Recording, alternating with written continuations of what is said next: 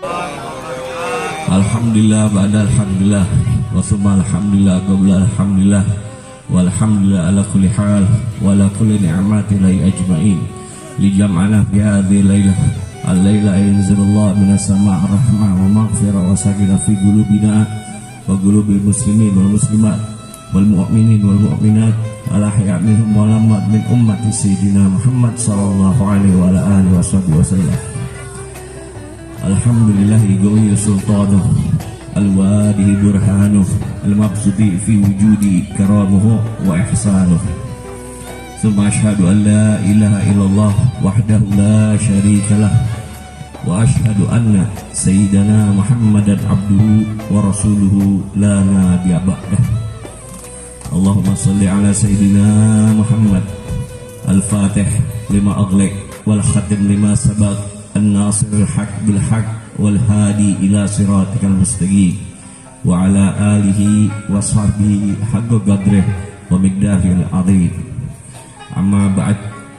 Alhamdulillah, kita panjatkan puji serta syukur kehadirat Allah Subhanahu wa taala yang masih menyentuh akar dari kolbu kita dan mengizinkan langkah kaki kita untuk hadir ke dalam acara Maulid dan Haul Tuan Syekh Abdul Qadir Al-Jailani, yang mana insyaallah kalau kita lihat dengan mata telanjang ini tempat biasa, tapi ketika kita lihat dengan basirah, dengan rahmat Allah, dengan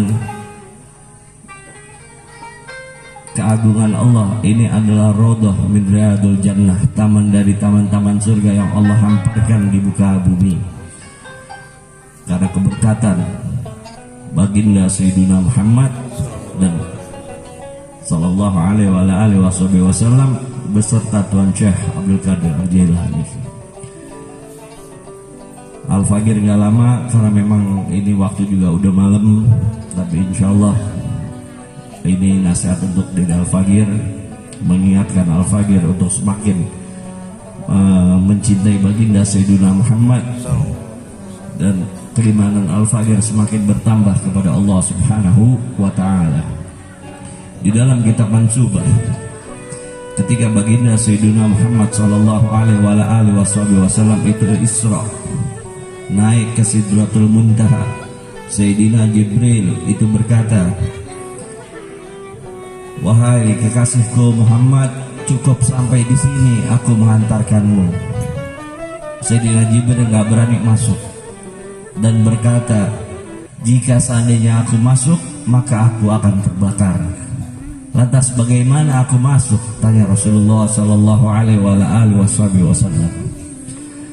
Lantas roh dari Tuan Syekh Abdul Qadir Al-Jailani itu yang mengetuk pintu dan menjadi tangga untuk baginda Sayyidina Muhammad sallallahu alaihi wasallam masuk ke Sidratul Muntaha. Zaman di dalam sholat itu Allah terlebih dahulu yang mengucapkan salam kepada baginda Sayyidina Muhammad sallallahu alaihi wasallam. Assalatu wassalamu alaika ayyuhan nabiyyu wa rahmatullahi wa barakatuh. Lalu dijawab oleh baginda Sayyidina Muhammad, assalamu alaina wa ala ibadillahis sholihin. Lantas bertemulah baginda Sayyidina Muhammad sallallahu alaihi wasallam dengan Allah Subhanahu wa taala. La hijabu alaih, tidak ada hijab antara baginda Sayyidina Muhammad sallallahu alaihi wasallam dan Allah Subhanahu wa taala. Tapi karena adab dan akhlak baginda Sayyidina Muhammad sallallahu alaihi wasallam, baginda Sayyidina Muhammad tidak pernah mendongakkan atau melihat zatnya Allah Subhanahu wa taala.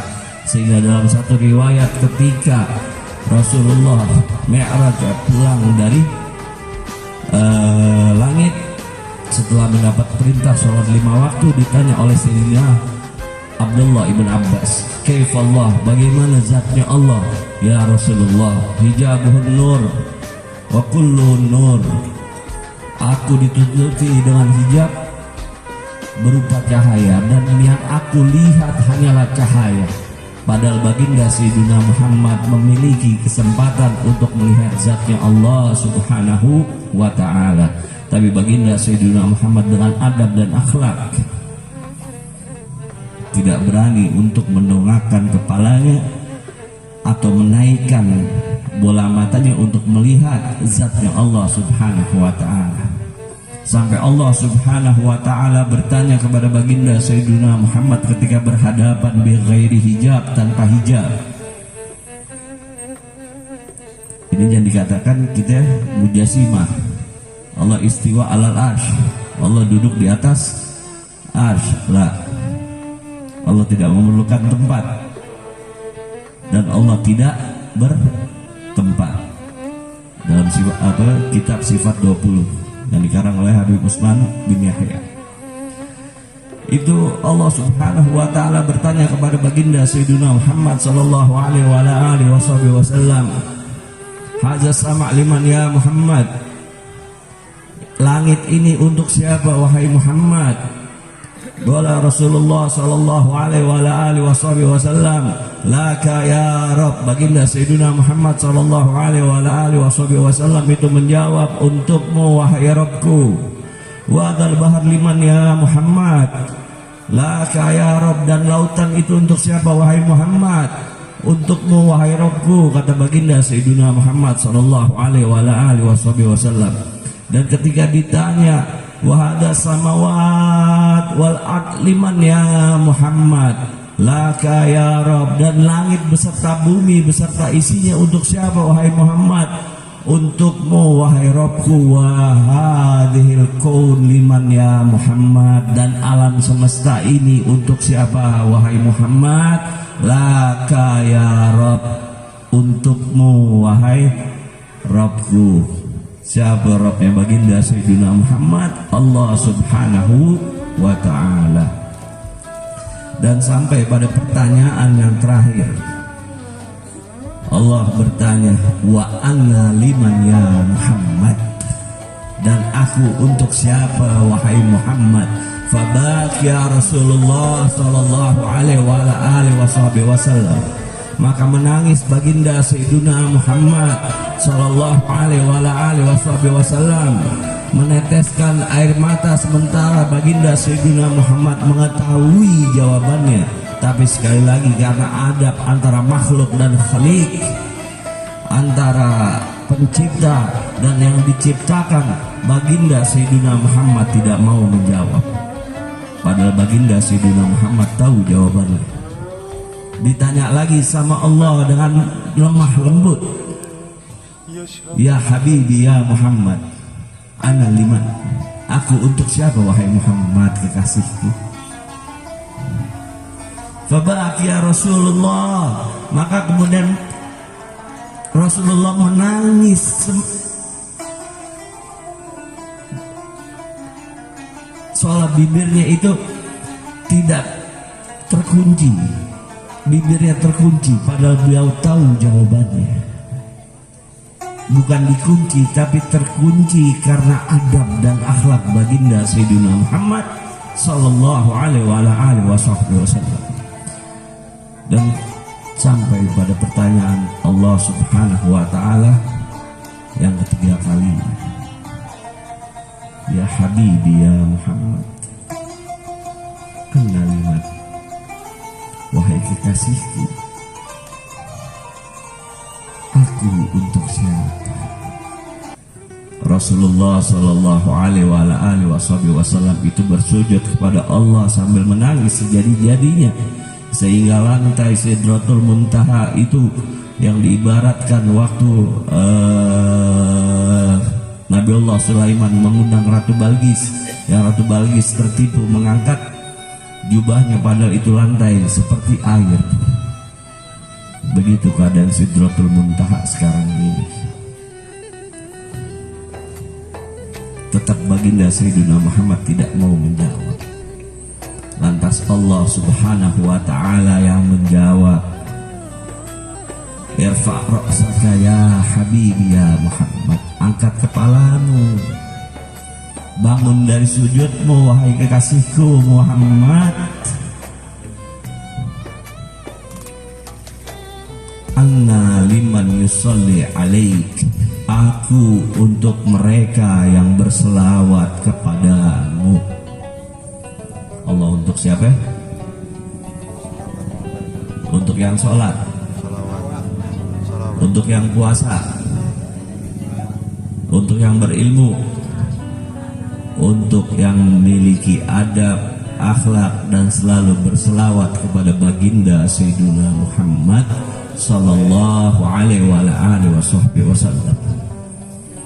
Sampai di sini pertanyaannya, kenapa kita meninggalkan atau ketika kita berselawat masih mengharapkan hajat-hajat tertentu dengan adanya selawat mansubah, dengan adanya selawat nariyah, dengan adanya selawat, semua selawat buat datangin rizki, buat haibah, buat ini, buat itu. Sementara kalau kita tahu hakikat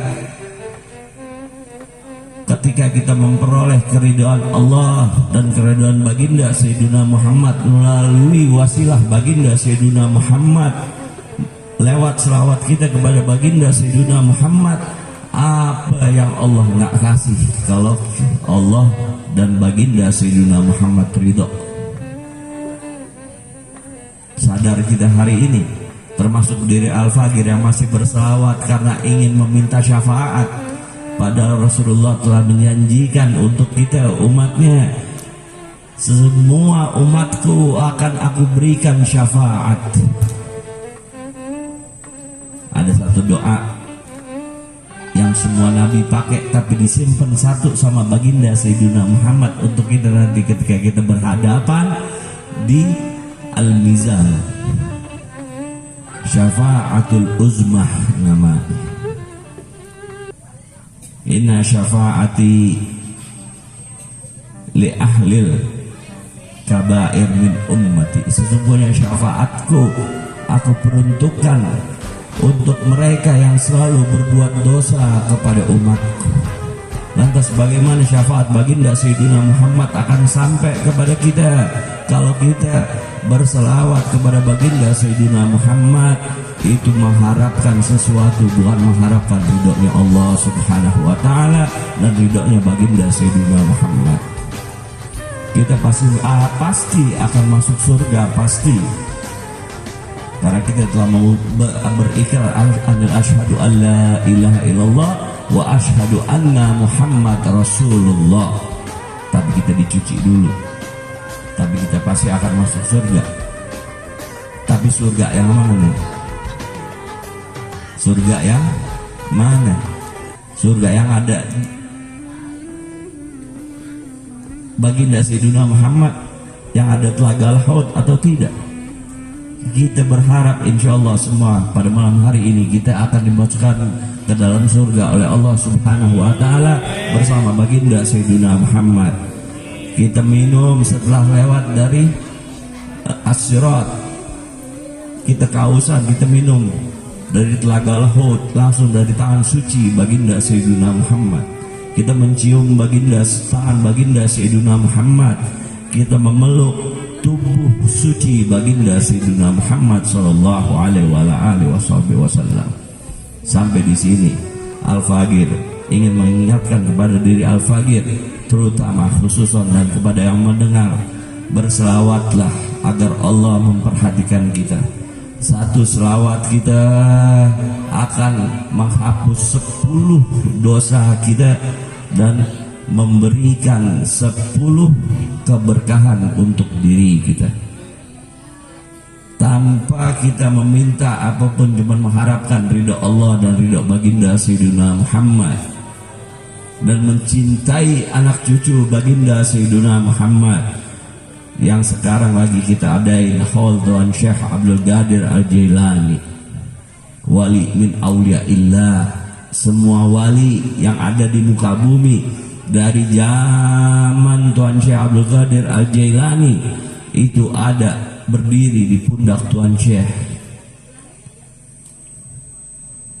Dan 5 menit lagi ketika iblis menantang Tuan Syekh Abdul Qadir Al-Jailani, dimasukin ke dalam jubahnya itu iblis, Tuan Syekh Abdul Qadir Al-Jailani itu hanya berselawat kepada baginda Sayyidina Muhammad, maka terbuka hijab antara neraka dan surga, antara neraka dan, sehingga jin itu masuk Islam mengucapkan 2 kalimat syahadat. Lantas kenapa kita manusia yang diberikan 2 sifat oleh Allah, bisa menjadi iblis, bisa menjadi malaikat, masih bertanya bagaimana cara mencintai baginda Sayyidina Muhammad sallallahu alaihi wasallam? Apakah cukup dengan selawat ya Habib? Cukup dengan selawat, tapi jangan tinggalin juga ajaran baginda Sayyidina Muhammad sallallahu alaihi wasallam, yang mana Allah Subhanahu wa taala berfirman, "Qul in kuntum tuhibbunallah fattabi'uni." Katakanlah wahai Muhammad kepada hamba-hambaku yang telah mengucapkan 2 kalimat syahadat, jika mereka betul-betul mencintai aku, maka ikutilah engkau wahai Muhammad.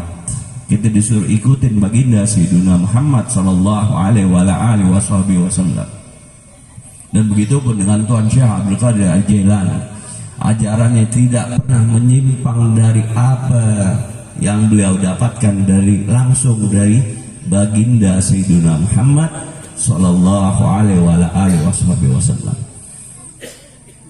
Jadi tidak ada sesuatu yang ketika kita hadir ke majlis-majlis seperti ini yang pulang tidak akan mendapatkan rahmat dari Allah. Tergantung dari niat kita, tergantung dari niat kita. Allah gerakin kaki kita, Allah colek akar dari golbu kita untuk hadir ke sini. Udah alhamdulillah, udah bukan kita doang yang dapat pahalanya, yang dapat pengampunannya orang tua kita yang udah nggak ada, datu-datu kita, para tuan guru kita yang udah pada nggak ada, itu duduk bersanding bersama baginda Sayyidina Muhammad pada malam hari ini dan menyaksikan kita duduk bersilaturahmi, mengingat perjuangan baginda Sayyidina Muhammad, mengingat perjuangan Tuan Syekh Abdul Qadir Al-Jailani radhiyallahu anhu. Jadi jangan ditinggalin majlis-majlis seperti ini. Terus zikir, terus berselawat, hanya untuk mengharapkan ridho Allah dan ridho baginda Sayyidina Muhammad sallallahu alaihi wasallam. Dan jangan pernah membanding-bandingkan antara kiai dan habaib, antara habaib dan kiai. Semuanya sama ahlu baitun Nabi sallallahu alaihi wasallam. Karena waktu yang udah malam juga, mukanya udah pada kecapean juga. Memang tadi Al-Fagir ngomong cukup 15 menit sebagai nasihat untuk diri Al-Fagir. Insya Allah apa yang Al-Fagir ucapkan bisa diterima, dimasukkan ke dalam hati, menambah kecintaan kita kepada baginda Sayyidina Muhammad, menambah keimanan kita kepada Allah Subhanahu wa ta'ala, dan menambah mahabbah kita kepada zuriyah baginda Sayyidina Muhammad sallallahu alaihi wasallam, yang terkhusus Tuan Syekh Abdul Qadir Al-Jailani melalui munsib-munsib dan mursyid-mursyid kita yang menuntun kita untuk mencintai beliau-beliau semua. Amin, Allahumma amin. Rabbi fanfa'na bi barakatihim wahdina al-husna bi hurmatihim wa amitna fi tariqatihim wa mu'afatin minal fitani ya Rabb, wajma'na ma habibika fi dunya qabla al-akhirah yaqdatan aw manaman da'iman mustamiran ya rabbal alamin. Wallahu a'lam bisawab wa afu minkum. Wassalamu alaikum warahmatullahi wabarakatuh.